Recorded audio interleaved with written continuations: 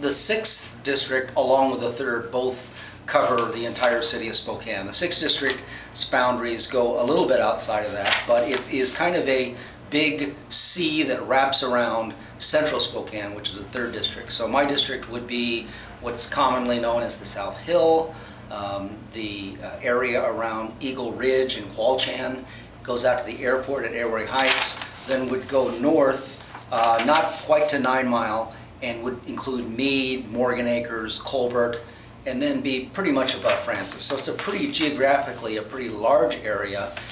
From a demographic standpoint, generally higher incomes, higher single home ownership as opposed to multifamily home.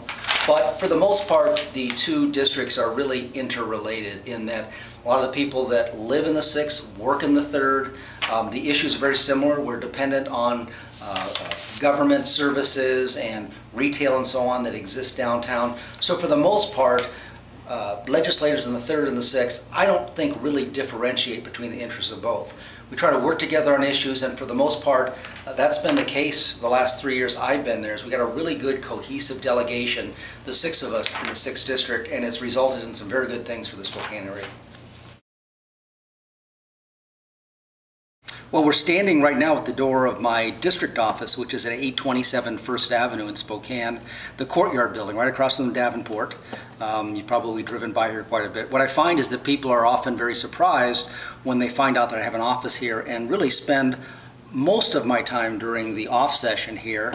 And you know, legislators really during the session are in Olympia full time, but many of them most of them come back home after session. A number do have jobs. I don't have any other occupation except this, which is great because it offers me an opportunity to work in the office, also to do some traveling around the region, Eastern Washington, and so on.